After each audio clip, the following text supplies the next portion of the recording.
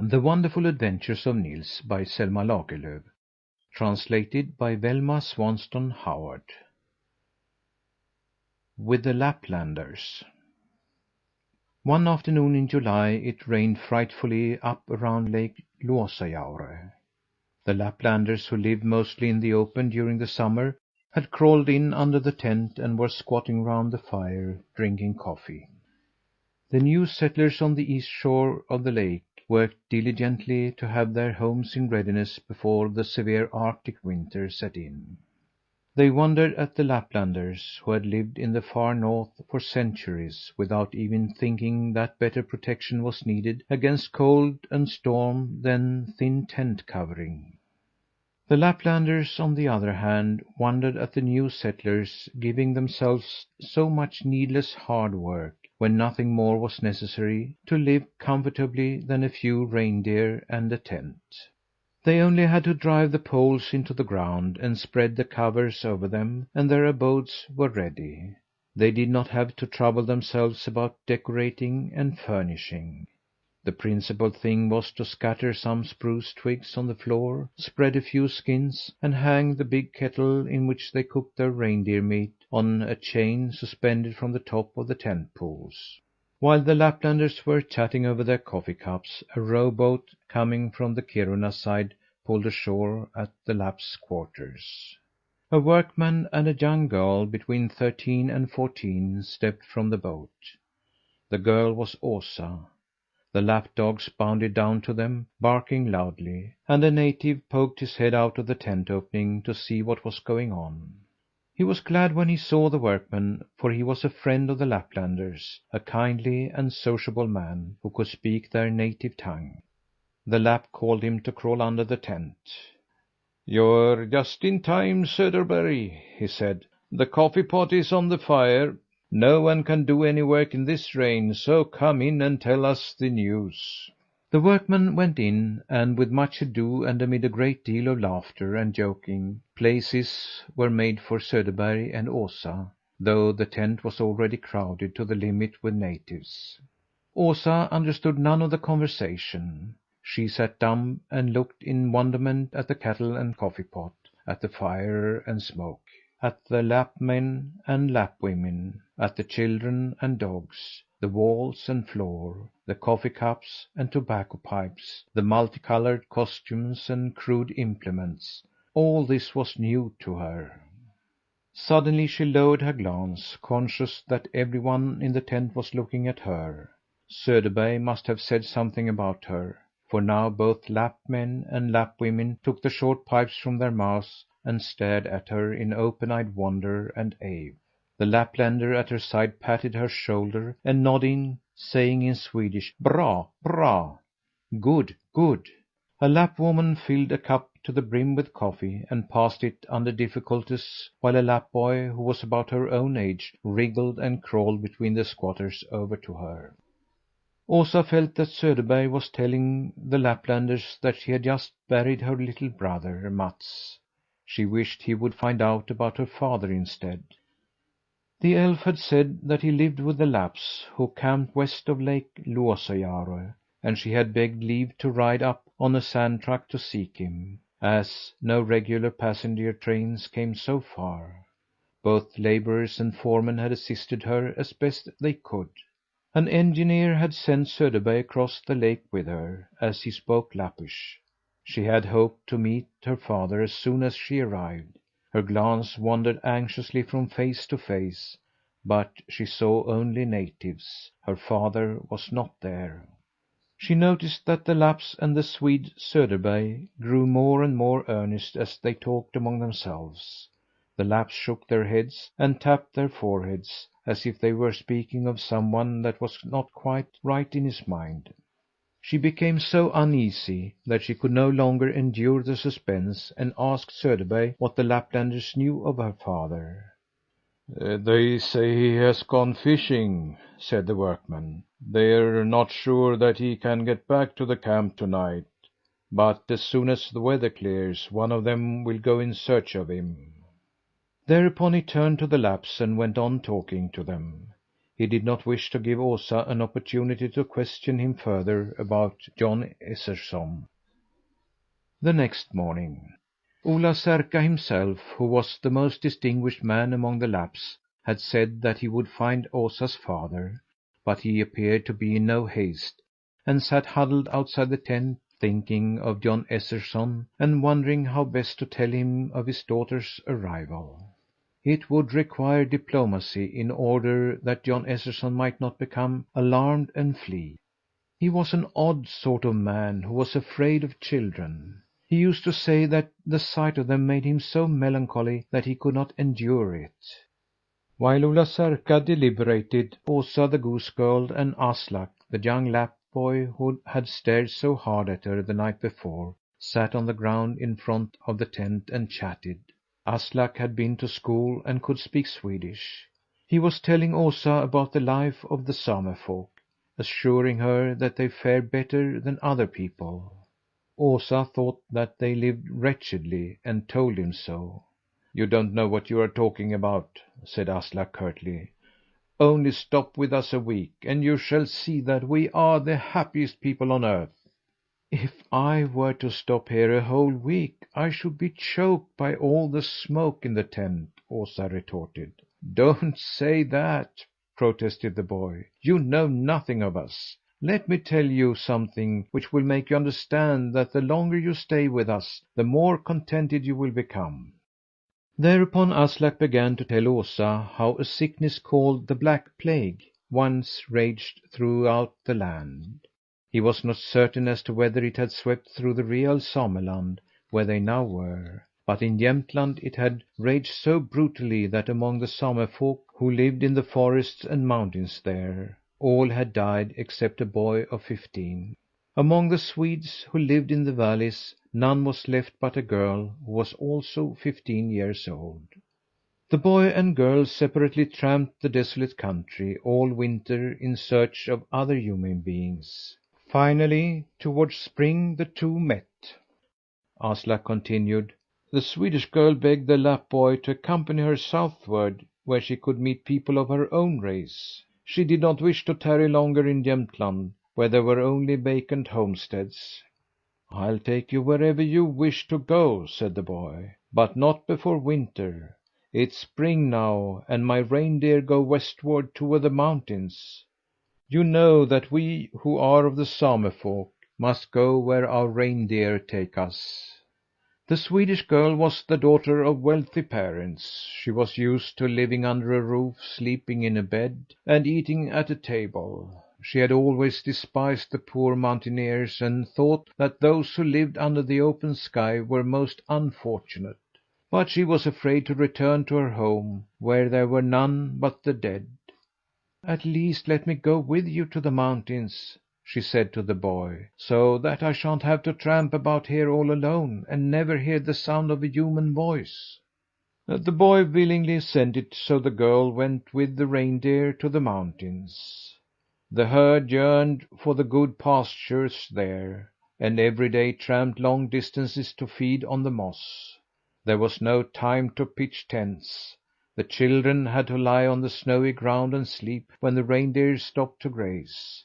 The girl often sighed and complained of being so tired that she must turn back to the valley. Nevertheless, she went along to avoid being left without human companionship. When they reached the highlands, the boy pitched a tent for the girl on a pretty hill that sloped toward a mountain brook. In the evening he lassoed and milked the reindeer, and gave the girl milk to drink. He brought forth dried reindeer meat and reindeer cheese, which his people had stowed away on the heights when they were there the summer before. Still the girl grumbled all the while, and was never satisfied. She would eat neither reindeer meat nor reindeer cheese, nor would she drink reindeer milk. She could not accustom herself to squatting in the tent or to lying on the ground, with only reindeer skin and some spruce twigs for a bed. The Son of the Mountains laughed at her woes and continued to treat her kindly. After a few days the girl went up to the boy when he was milking and asked if she might help him. She next undertook to make the fire under the kettle. in which the reindeer meat was to be cooked, then to carry water and to make cheese. So the time passed pleasantly. The weather was mild and food was easily procured.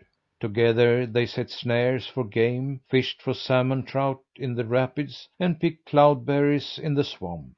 When the summer was gone, they moved farther down the mountains, where pine and leaf forests met. There they pitched their tent.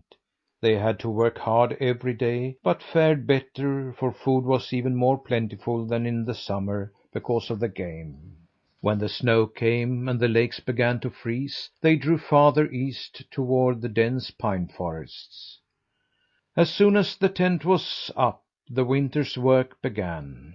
The boy taught the girl to make twine from reindeer sinews, to treat skins, to make shoes and clothing of hides, to make combs and tools of reindeer horn, to travel on skis, and to drive a sledge drawn by reindeer. When they had lived through the dark winter, and the sun began to shine all day and most of the night, the boy said to the girl that now he would accompany her southward, so that she might meet some of her own race. Then the girl looked at him astonished. "Why do you want to send me away?" she asked. "Do you long to be alone with your reindeer?" "I thought that you were the one that longed to get away," said the boy. "I have lived the life of the Summer folk almost a year now," replied the girl. "I can't return to my people and live the shut in life after having wandered freely on mountains and in forests. Don't drive me away, but let me stay here. Your way of living is better than ours." The girl stayed with the boy for the rest of her life, and never again did she long for the valleys. "And you, Osa, if you were to stay with us only a month, you could never again part from us."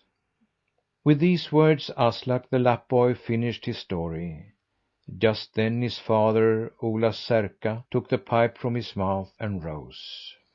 Old Ola understood more Swedish than he was willing to have anyone know, and he had overheard his son's remarks. While he was listening, it had suddenly flashed on him how he should handle this delicate matter of telling Jon Esserson that his daughter had come in search of him. Ola Särka went down to Lake Luossajaure and had walked a short distance along the strand when he happened upon a man who sat on a rock fishing. The fisherman was gray haired and bent. His eyes blinked wearily, and there was something slack and helpless about him.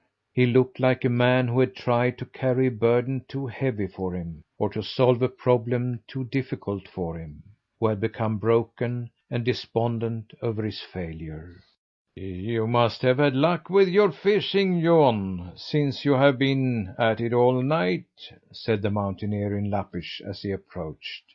The fisherman gave a start, then glanced up. The bait on his hook was gone, and not a fish lay on the strand beside him. He hastened to rebait the hook and threw out the line. In the meantime the mountaineer squatted on the grass beside him. "There's a matter that I wanted to talk over with you," said Ola. "You know that I had a little daughter who died last winter, and we have always missed her in the tent." "Yes, I know," said the fisherman abruptly, a cloud passing over his face, as though he disliked being reminded of a dead child. "It's not worth while to spend one's life grieving," said the Laplander. "I suppose it isn't. Now I am thinking of adopting another child.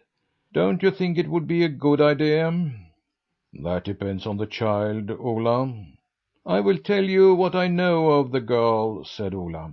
Then he told the fisherman that around midsummer time two strange children, a boy and a girl, had come to the mines to look for their father, but as their father was away, they had stayed to await his return. While there, the boy had been killed by a blast of rock. Thereupon Ola gave a beautiful description of how brave the little girl had been, and how she had won the admiration and sympathy of everyone. "Is that the girl you want to take into your tent?" asked the fisherman. "Yes," returned the Lapp. "When we heard her story, we were all deeply touched, and said among ourselves that so good a sister would also make a good daughter, and we hoped that she would come to us." The fisherman sat quietly thinking a moment. It was plain that he continued the conversation only to please his friend the Lapp. "I presume the girl is one of your race?" "No," said Ola. "She doesn't belong to the Summer folk." "Perhaps she's the daughter of some new settler and is accustomed to the life here?" "No, she's from the far south," replied Ola, as if this was of small importance. The fisherman grew more interested. "Then I don't believe that you can take her," he said. "It is doubtful if she could stand living in a tent in winter, since she was not brought up that way." "She will find kind parents and kind brothers and sisters in the tent," insisted Ola Serka. "It's worse to be alone than to freeze." The fisherman became more and more zealous to prevent the adoption. It seemed as if he could not bear the thought of a child of Swedish parents being taken in by Laplanders. "You said just now that she had a father in the mine?" "He's dead," said the Lapp abruptly. "I suppose you have thoroughly investigated this matter, Ola?" "What's the use of going to all that trouble?" disdained the Lapp. "I ought to know. Would the girl and her brother have been obliged to roam about the country if they had a father living? Would two children have been forced to care for themselves if they had a father? The girl herself thinks he's alive, but I say that he must be dead." The man with the tired eyes turned to Ola. "What is the girl's name, Ola?" he asked. The mountaineer thought a while, then said: "I can't remember it. I must ask her." "Ask her? Is she already here?" "She's down at the camp." "What, Ola? Have you taken her in before knowing her father's wishes?" "What do I care for her father? If he isn't dead, he's probably the kind of man who cares nothing for his child. He may be glad to have another take her in hand." The fisherman threw down his rod and rose, with an alertness in his movements that bespoke new life. "I don't think her father can be like other folk," continued the mountaineer. "I dare say he's a man who is haunted by gloomy foreboding and therefore cannot work steadily. What kind of father would that be for the girl?" While Ola was talking, the fisherman started up the strand. "Where are you going?" queried the Lapp. "I'm going to have a look at your foster daughter, Ola." "Good," said the Lapp. "Come along and meet her. I think you shall say that she will be a good daughter to me." The Swede rushed on so rapidly that the Laplander could hardly keep pace with him. After a moment Ola said to his companion: "Now I recall that her name is Osa, this girl I am adopting." The other man only kept hurrying along, and old Ola Serka was so well pleased that he wanted to laugh aloud. When they came in sight of the tents, Ola said a few words more. "She came here to us Same folk to find her father, and not to become my foster child. But if she doesn't find him, I shall be glad to keep her in my tent." The fisherman hastened all the faster. "I might have known that he would be alarmed when I threatened to take his daughter into the Lapps' quarters," laughed Ola to himself. When the man from Kiruna who had brought Osa to the tent turned back later in the day, he had two people with him in the boat, who sat close together holding hands, as if they never again wanted to part. They were John Esserson and his daughter. Both were unlike what they had been a few hours earlier. The father looked less bent and weary, and his eyes were clear and good, as if at last he had found the answer to that which had troubled him so long. Osa, the goose girl, did not glance longingly about, for she had found some one to care for her, and now she could be a child again. End of With the Laplanders,